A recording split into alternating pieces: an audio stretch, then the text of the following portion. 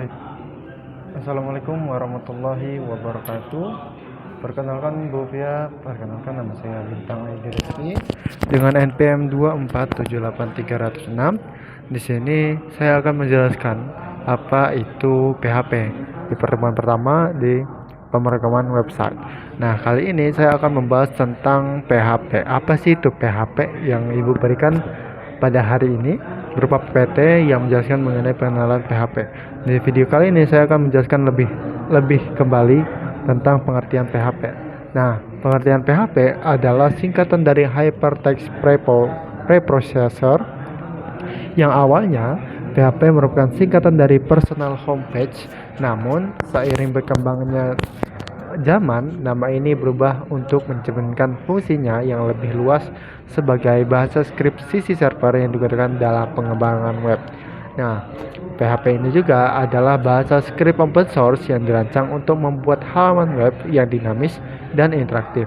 Bahasa ini dieksekusi di sisi server, yang berarti kode PHP diproses di server dan hasilnya dikirimkan ke browser dalam bentuk HTML. PHP dapat digunakan bersama HTML, memungkinkan pengembangan untuk menambahkan fitur dinamis tanpa memerlukan data eksternal. Nah, hal yang bisa saya tangkap adalah PHP adalah suatu bahasa pemrograman yang bisa mengintegrasikan dirinya dalam bentuk HTML. Jadi PHP ini juga sebuah rancangan yang baik, ya, lebih baik dari HTML karena dia sudah bisa memiliki script open source dan dirancang untuk bisa membuat halaman web yang luar biasa dinamis dan interaktif selain dari HTML itu sendiri. Nah, di sini kita bisa melihat cara kerja PHP dan web server. Di sini bahwasanya cara kerja dari PHP dan web server dimulai dari klien yang mencoba membuat sebuah PHP dari web server ke Apache ke PHP, lalu menggunakan PHP dan mengirimkan database, dan ini secara langsung berhubungan gitu. Nah, selanjutnya kita lihat konsep sistem di website dengan menggunakan bahasa pemrograman PHP.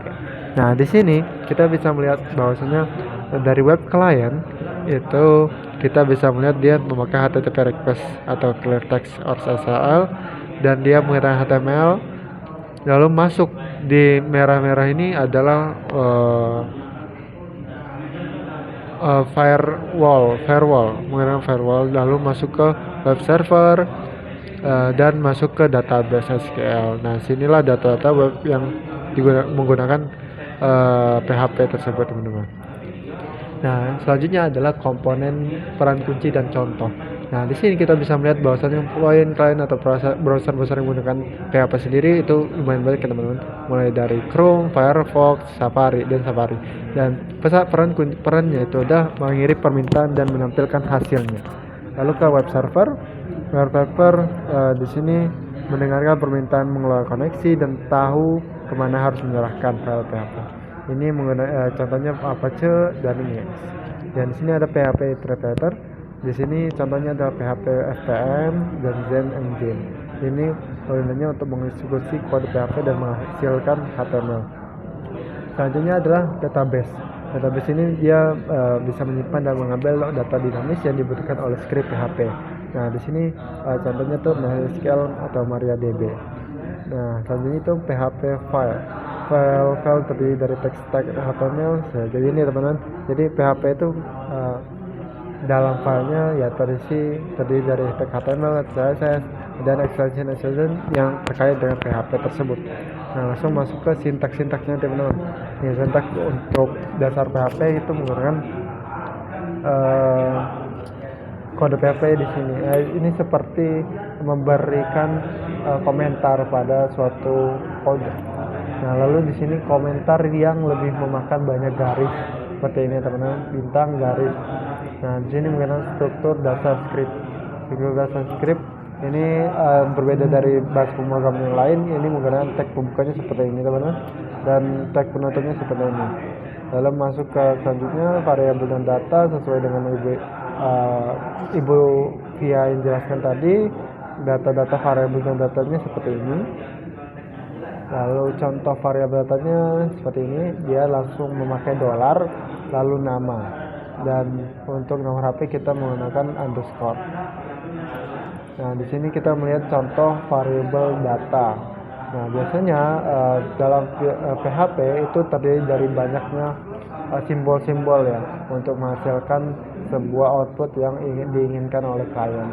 Nah, di sini kita bisa melihat bahwasanya banyak sekali di dalam PHP menggunakan dolar, angka dolar untuk memberikan hasil atau output yang diinginkan, seperti dolar nama Anda, akan keluar nama Anda juga. Selanjutnya akan menampilkan data. Di sini kita bisa melihat kalau di Java itu dia menggunakan sistem print out line untuk menghasilkan sebuah kalimat. Tapi di sini di PHP kita hanya menggunakan echo print sebagai kode untuk menghasilkan output yang diinginkan. Nah, di sini juga ada operator aritmatikanya ya. Belum masukkan penugasan seperti ini ya teman-teman. Simple, dan untuk kode-kodenya gampang diingat. Lalu kita ke operator PHP seperti ini, NN untuk ini, dan string dia menggunakan tanda titik petik 2. Nah, di sini tugasnya. Oke, mungkin itu saja untuk penjelasannya. Mungkin kita bakal langsung ke prakteknya, mumpung masih 6 menit. Kita coba cek di ChatGPT ya teman-teman, karena saya langsung bisa belajar lewat ChatGPT dan mengerti apa yang terjadi apa yang dilakukan ChatGPT. Di sini saya belajar untuk menghasilkan struktur dasar dari PHP. Di sini cara kerja PHP itu user membuka halaman website melalui web browser mengirim request ke server, misalnya Apache Nginx XMPP, server menjalankan kode PHP, server mengembalikan hasil dalam bentuk HTML ke browser.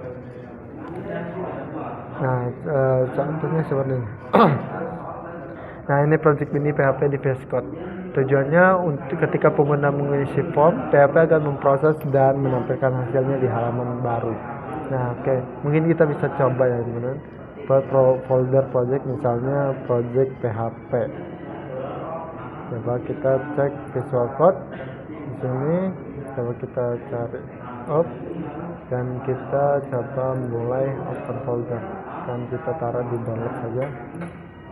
Download folder. Mungkin ini salah.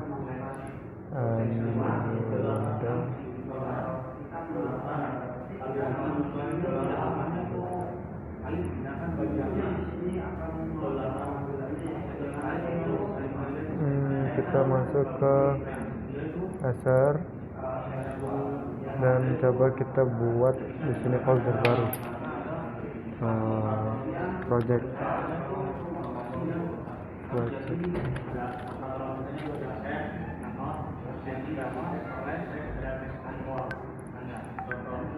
Oke.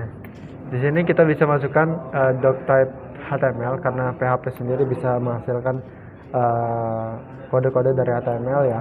Dan di sini kita bisa masukkan nama, umur, hobi untuk sebagai formnya. Lalu kita masuk ke file kedua. File kedua ini isinya yaitu program dari PHP sendiri. Nah, PHP sendiri kita bisa mulai nih, karena tadi kan penjelasannya mengenai cara untuk memasukkan data-data. Kita bisa masukkan nama pakai menggunakan ini tanda dolar, nama sama dengan dolar post, dan echo sebagai untuk menghasilkan nama-nama yang sudah dimasukkan. Nah, lalu untuk menjalankannya itu kita harus bisa menginstal XAMPP atau web server PHP lainnya, karena untuk menghasilkannya kita harus bisa mengakses XAMPP dulu karena sebagai database untuk memasukkan data-data yang masuk. Nah, di sini kita bisa melihat kalau hasil outputnya akan seperti ini. Hasil biodata Anda, nama, umur, hobi. Dan di sini bakal terjadi kalau kita menjalankan indeks-indeks seperti ini. Oke, teman-teman. Nah, mungkin segitu saja yang bisa saya jelaskan mengenai PHP kali ini di pertemuan pertama kali ini hanya hal basic yang bisa saya jelaskan. Mungkin kedepannya saya akan menjelaskan bagaimana sih untuk bisa mengenal lebih dalam mengenai PHP.